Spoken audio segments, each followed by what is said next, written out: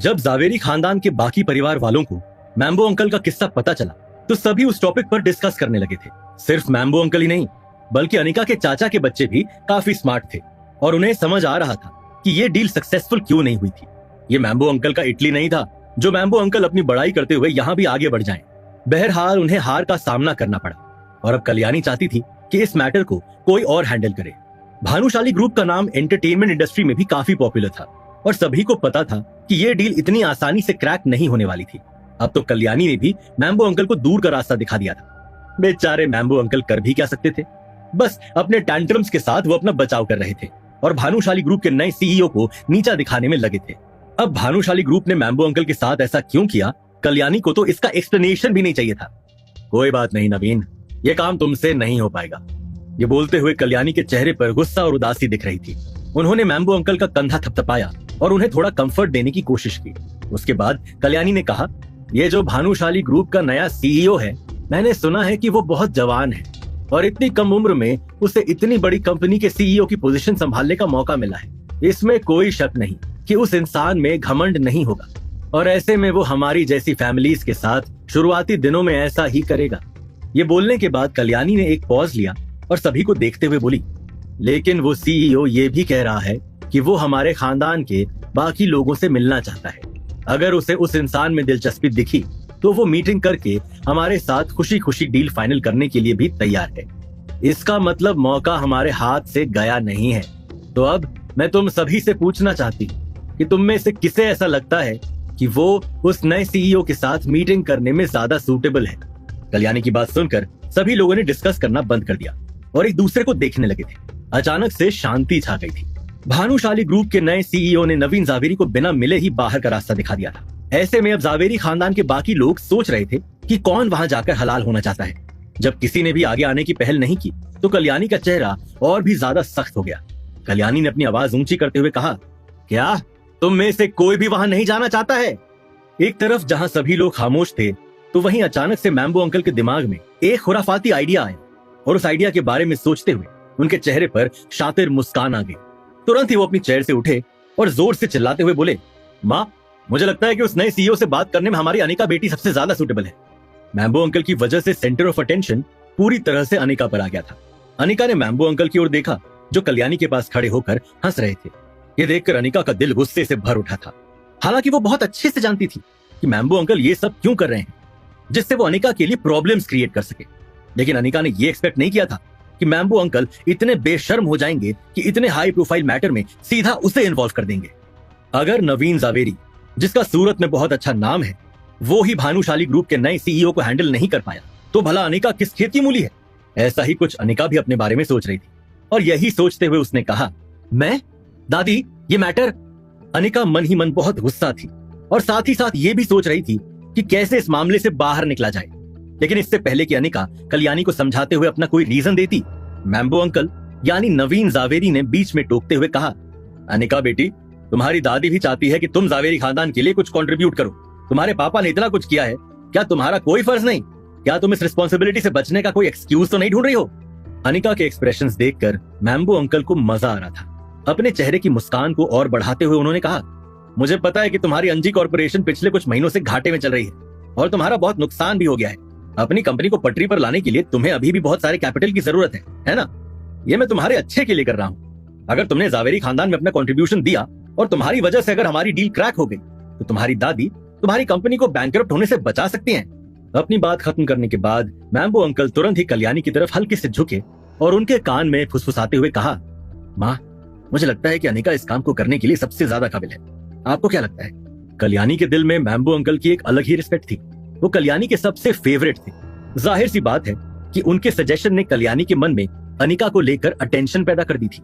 थोड़ी देर सोचने के बाद कल्याणी ने अपना सिर हिलाया और अनिका की तरफ देखते हुए बोली, ठीक है अनिका, मैं तुम्हें मौका दे रही हूँ। तुम्हें कल ही भानुशाली ग्रुप के नए सीईओ से मिलने जाना होगा। अपना दिमाग लगाओ और ये डील क्रैक करो। Do not let me down. दादी, लेकिन मैं... अनिका ने फिर से अपनी बात रखने की कोशिश की, लेकिन तभी कल्याणी ने अपना हाथ हिलाया और कहा, ठीक है, तो फिर कल अनिका हमारी फैमिली को रिप्रेजेंट करेगी। देखते हैं क्या होता है। आज की ये मीटिंग यहीं खत्म होती है। जिसको जो करना है वो कर सकता है। अनिका के मन में क्या चल रहा है या फिर वो क्या कहना चाहती है, किसी को भी इसकी कोई परवाह नहीं थी। जैसे ही कल्याणी ने मीटिंग खत्म की, वैसे ही एक एक करके सभी वहां से जाने लगे थे। अपने होठों को दबाते हुए जब अनिका की नजर मैम्बो अंकल पर पड़ी, जो उसे देखकर हंस रहे थे, तो अनिका को और भी ज्यादा गुस्सा आ गया। अपने पैर को जमीन पर पटकते हुए अनिका भी जावेरी मैंशन से बाहर निकल गई। अनिका का मूड बहुत खराब था। घर आने के बाद जितना ज्यादा वो कल की मीटिंग के बारे में सोच रही थी, उतना ही ज्यादा उसे अनकंफर्टेबल फील हो रहा था। जावेरी खानदान में सभी को पता था कि भानुशाली ग्रुप के साथ डील करना नेक्स्ट टू इम्पॉसिबल है, और अब ये इम्पॉसिबल टास्क अनिका के सिर पर आ गया है। उसे कोई आइडिया नहीं था कि वो कल भानुशाली ग्रुप के नए सीईओ के साथ मीटिंग में क्या करने वाली है। और यही सब सोचते हुए अब अनिका को बहुत घबराहट होने लगी थी। जब अनिका को कुछ भी समझ में नहीं आया, तो अनिका ने अपनी कजन भाग्या को कॉल लगाया और उसे उसके साथ चलने के लिए कहा। साथ ही साथ अनिका भाग्या से यह भी जानना चाहती थी कि क्या उसके पास कोई अच्छे सजेशंस हैं, जिसकी वजह से अनिका का काम आसान हो जाए। भाग्या अनिका से छोटी थी, लेकिन बिजनेस मैनेजमेंट की पढ़ाई कर रही थी, और इसलिए अनिका उससे हमेशा कोई ना कोई सजेशन तो लेती ही रहती थी। क्योंकि भाग्या छोटी थी, इसलिए जावेरी खानदान उसे तो भानुशाली ग्रुप के सीईओ से मिलने का मौका नहीं देगा। लेकिन तो क्या हुआ, कम से कम वो अपनी बहन अनिका की मदद तो कर सकती है। फिर क्या था, तुरंत ही भाग्या अनिका के घर आ गई और दोनों कल की होने वाली मीटिंग के बारे में डिस्कशन करने लगे। डिस्कशन के बाद अनिका को वाकई में लगने लगा कि शायद वो ये काम कर सकती है। अब ना तो उसे घबराहट हो रही थी और ना ही उसे कुछ कॉम्प्लिकेटेड लग रहा था। अनिका की बात सुनकर भाग्या को बोलने का मौका मिल गया। अनिका के करीब आते हुए उसने कहा, दीदी, नक्श कहीं दिखाई नहीं दे रहा है, घर पर नहीं है क्या? भाग्या के कदम फ्रिज की तरफ बढ़े और फ्रिज में से कोल्ड ड्रिंक का कैन निकालते हुए उसने कहा। मुस्कुराते हुए अनिका ने जवाब दिया, आज जब मैं सुबह निकली तो वो भी निकल गया था। मुझे नहीं पता वो कहाँ गया है, लेकिन अब तक तो वापस नहीं आया है। दीदी, मैं आपको बहुत एडमायर करती हूँ, आप बहुत हार्ड वर्किंग हो, लेकिन लाइफ में आपने एक गलती कर दी, नक्श से शादी। और मुझे तो ताज्जुब होता है कि आपकी शादी के 2 साल हो गए, लेकिन आप उस इंसान से डिवोर्स लेने का सोच भी नहीं रहे हो। भाग्या की बात सुनकर अनिका ने एक लंबी गहरी सांस ली, लेकिन बोला कुछ नहीं। इससे भाग्या की हिम्मत और भी ज्यादा बढ़ गई और उसने कहा, आपको भी अपने बारे में सोचना चाहिए, ये नक्श आपके किसी काम का नहीं है। बड़ी माँ चाहती है कि आपको बच्चा हो, लेकिन इन 2 सालों में आप प्रेग्नेंट नहीं हो पाई और आपको नक्श के साथ फिजिकल भी नहीं होना है। ऊपर से आपकी कंपनी घाटे में चल रही है, इतना सारा कर्जा है। दीदी, अगर आप अपने लिए रिच एंड पावरफुल हस्बैंड ढूंढेंगी तो आपकी लाइफ पूरी तरह से सॉर्ट हो जाएगी। अब इन बातों पर बहस करने का कोई फायदा नहीं है, मेरी शादी हो गई है, ये सब सोचने से अब कुछ नहीं होने वाला है। जैसे ही अनिका के मुंह से ये शब्द बाहर आए, वैसे ही भाग्या ने अपनी टोन बदलते हुए कहा, अरे तो क्या, जिनकी शादी होती है वो क्या डिवोर्स नहीं देते हैं क्या? अनिका ने मुस्कुराते हुए अपना सर हिलाया और इस बार भी उसने कुछ नहीं कहा। तभी अचानक से दरवाजे पर हरकत हुई और दरवाजे के खुलने की आवाज आई।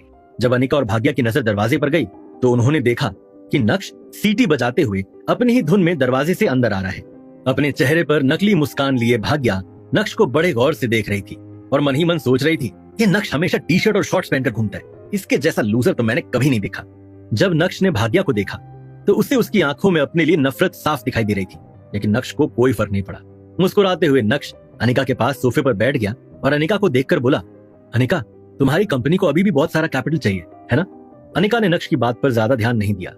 उसका ध्यान तो नेल पेंट लगाने में था, क्योंकि कल उसकी मुलाकात भानुशाली ग्रुप के नए सीईओ से हो रही थी और अनिका उसके सामने प्रेजेंटेबल लगना चाहती थी। यही वजह थी कि अनिका खामोश रही और अपना काम करती रही। ये देखकर नक्श ने फिर से कहा, बताओ ना अनिका, तुम्हारी कंपनी को पैसा चाहिए ना?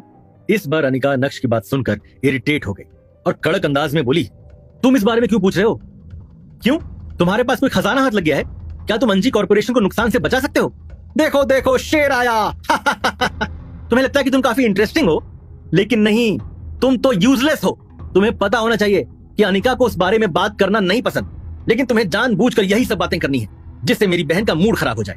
अरे कुछ तो ऐसा किया करो जिससे मेरी बहन तुम्हारे साथ खुश रहे। ये बोलते हुए भाग्या सोफे से उठी और नक्श को घूरने लगी। अनिका ने तुरंत ही भाग्या की ओर कड़क अंदाज में देखा और उसे ये बताने की कोशिश की कि वो मुंह बंद करे और नक्श को क्रिटिसाइज ना करे।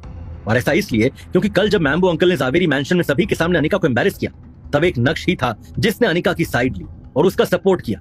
तो अब अनिका नहीं चाहती थी कि कोई भी नक्श की बुराई करे। ये पहली बार था जब नक्श ने देखा कि अनिका उसके लिए स्टैंड ले रही है, और ये देखकर नक्श के अंदर गजब की हिम्मत आ गई। अब नक्श भाग्या को घूर रहा था। मुस्कुराते हुए नक्श ने भाग्या से कहा, तुम्हें हमारे मैटर में नहीं पड़ना चाहिए, और मैं कितना यूजफुल हूं या यूजलेस ये मुझे तुम्हें बताने की जरूरत नहीं है। मुझे अच्छे से पता है कि मुझे अंजी कॉर्पोरेशन के लिए कब और क्या करना है। नक्श की बात सुनकर सिर्फ भाग्या ही नहीं बल्कि अनिका के चेहरे पर भी हंसी आ गई थी, लेकिन जैसे तैसे अनिका ने अपनी हंसी को कंट्रोल किया और सरप्राइज एक्सप्रेशन के साथ नक्श को देखने लगी। तभी भाग्या ने हंसते हुए कहा, तो बताओ फिर अंजी कॉर्पोरेशन के लिए कब कुछ करोगे? करोगे भी या बस सिर्फ हवा में बात करनी आती है? भाग्या की हंसी बढ़ती जा रही थी। अब नक्श भाग्या को किस अंदाज में जवाब देगा? क्या अनिका उन दोनों को शांत करवाएगी या फिर नक्श इस बार कुछ बड़ा करने वाला था?